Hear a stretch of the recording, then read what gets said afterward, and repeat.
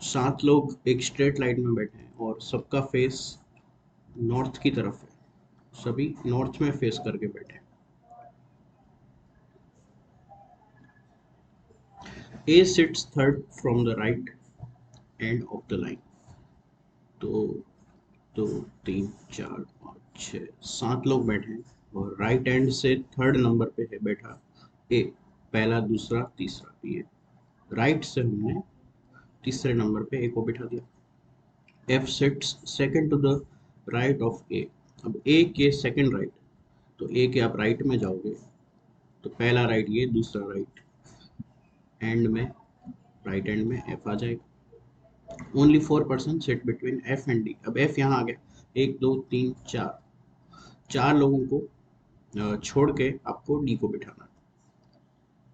तो 4 लोग आपने बीच में छोड़ लिए, एफ और डी के बीच में। C sits to the immediate right of G. C जो है वो जी के इमीडिएट राइट बैठेगा। तो देखो अभी थोड़ी देर पहले हमने एक क्वेश्चन किया था, उसमें भी ये इमीडिएट राइट या इमीडिएट लेफ्ट वाली बात हुई थी। तो जब भी इमीडिएट वाली बात होती है तब दो कंसेक्यूटिव खाली जगह आपको चाहिए, दो लगातार खाली जगह चाहिए। तो ये एक ही देखो ऑप्शन अपने पास है, तो इसका मतलब ये हो गया कि जी और सी यहाँ बैठेंगे और सी को बैठना है राइट में, तो सी यहाँ बैठेगा, जी यहाँ बैठेगा। क्योंकि सारे नॉर्थ फेसिंग है तो अपना राइट और इनका राइट एक ही है, इसलिए हमने सी को अपने राइट में बैठा दिया with respect to G. E sits at one of the position to the right of B. अब ये जो ई है वो बी के राइट में बैठा है। अब दो ही जगह खाली है, तो इसका मतलब ऑब्वियसली बी यहाँ बैठेगा, तभी तो ई बी के राइट में बैठ पाएगा। How many people sit between A and B. A और बी के बीच में कितने लोग बैठे हैं, तो मोर देन 2, 3 लोग बैठे हैं ए और बी के बीच में। जी डी सी मतलब 2 से ज़्यादा लोग बैठे हैं।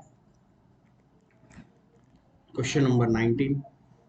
In a certain code language, Born is coded as 9012 and Rob is coded as 0917.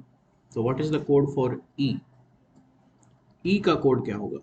ठीक है, अब देखो अपन ने थोड़ी देर पहले क्वेश्चन किया था, शायद फर्स्ट या सेकंड क्वेश्चन था, उसमें जो कोड पूछा था वो दोनों में कॉमन था, लेकिन यहाँ पे ऐसा नहीं है।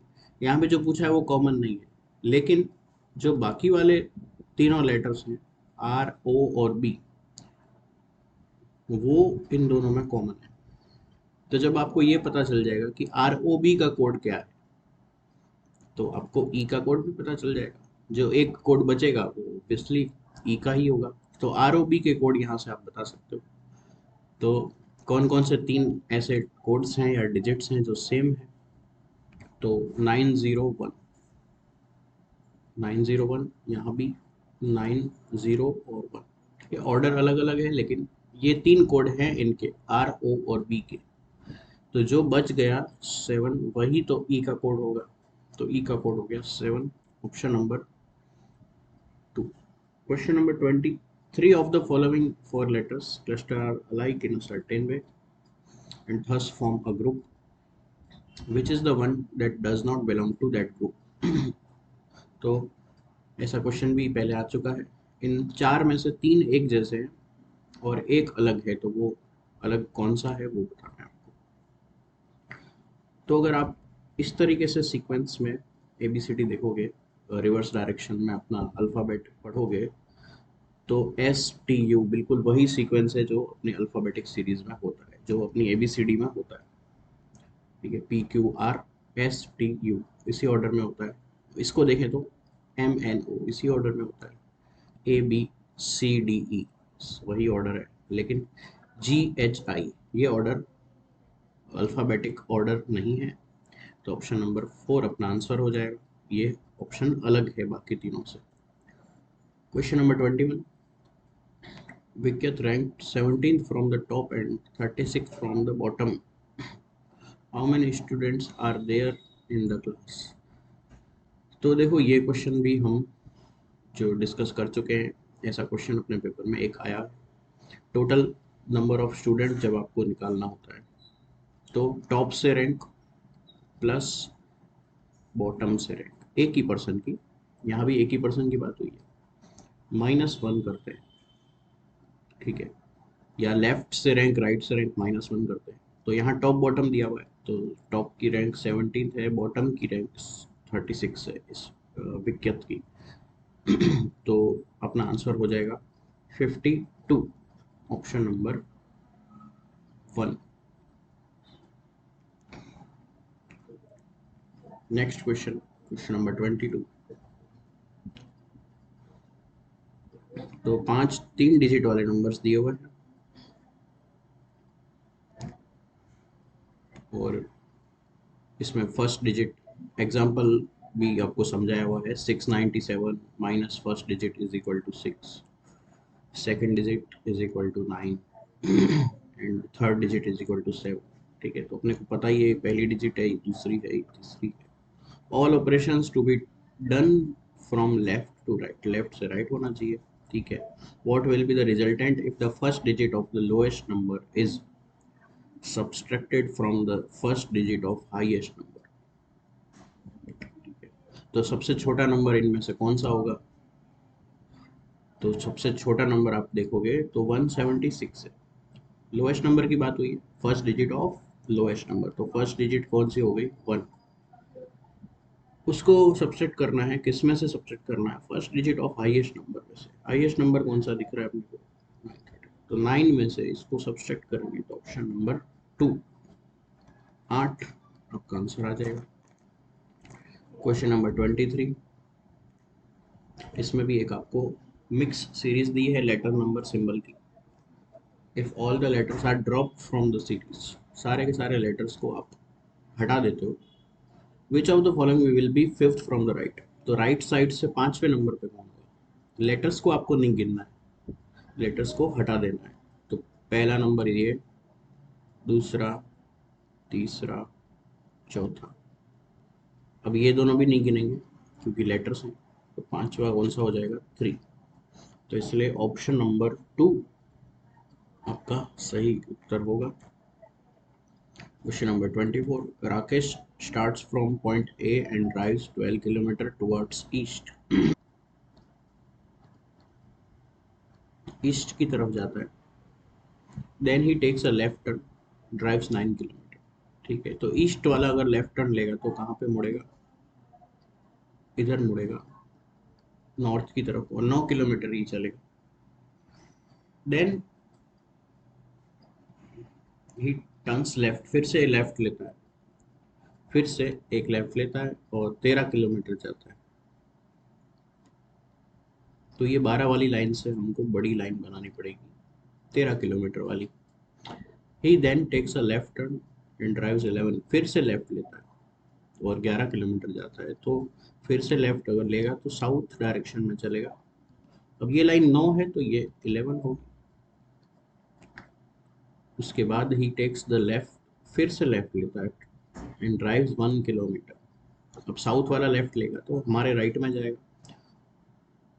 और अब देखो ये 1 किलोमीटर है, तो ये इस ए पॉइंट की एकदम सीध में नीचे वर्टिकली आके रुक जाएगा।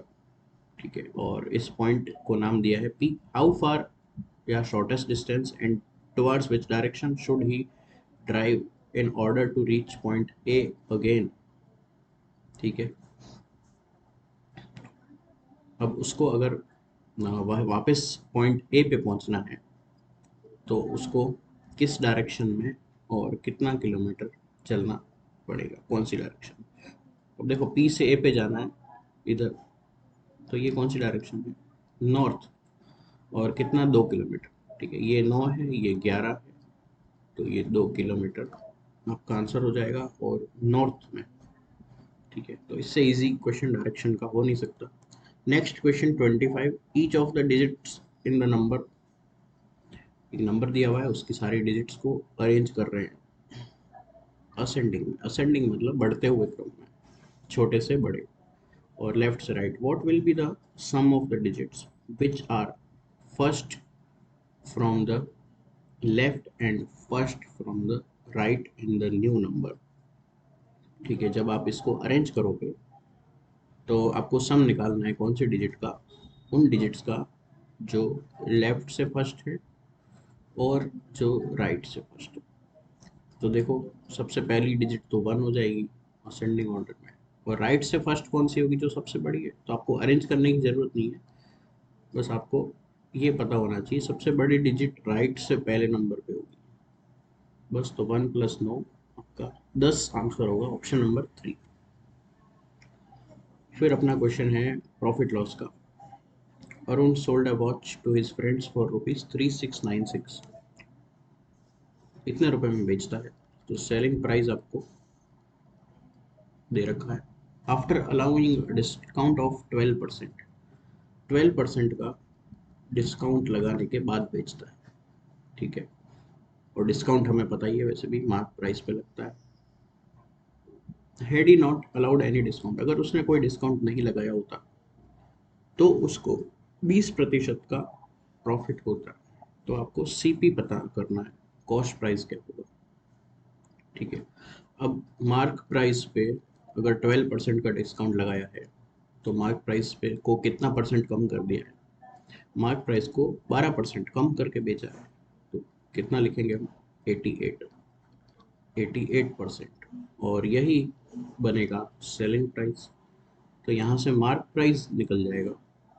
अगर इसको हम कट करें, 11 से कट करते हैं 8 बार, 11 से 3 बार बचा कितना 39, फिर 11 से 3 बार बचा कितना 66, और 11 से 6 बार, फिर इसको 8 से कट करेंगे तो ये कितनी बार जाएगा, 8 चौक 32 और 8 दूनी 16, 42 टाइम्स, ठीक है।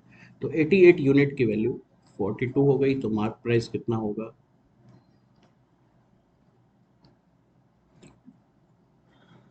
ठीक है। तो 8% की वैल्यू 42 हो गई, तो मार्क प्राइस निकलेगा 4200 रुपीज़, 4200 रुपये मार्क प्राइस निकल गया। अब अपने को ये बोला है कि अगर वो मार्क प्राइस पे ही बेच देता, इसका मतलब फिर ये ही सेलिंग प्राइस होता, तो 20% का प्रॉफिट मिलता। अब 20% के प्रॉफिट में इसको अगर 1/5 लिखते हैं तो ये हो गया सीपी, और 6 होता है अपना एसपी। अब 6 यूनिट की वैल्यू 4200 है, कितने टाइम्स है 700, तो सीपीपी कितना होगा 700, मतलब 3500 रुपये। आपका आंसर हो जाएगा ऑप्शन नंबर 3।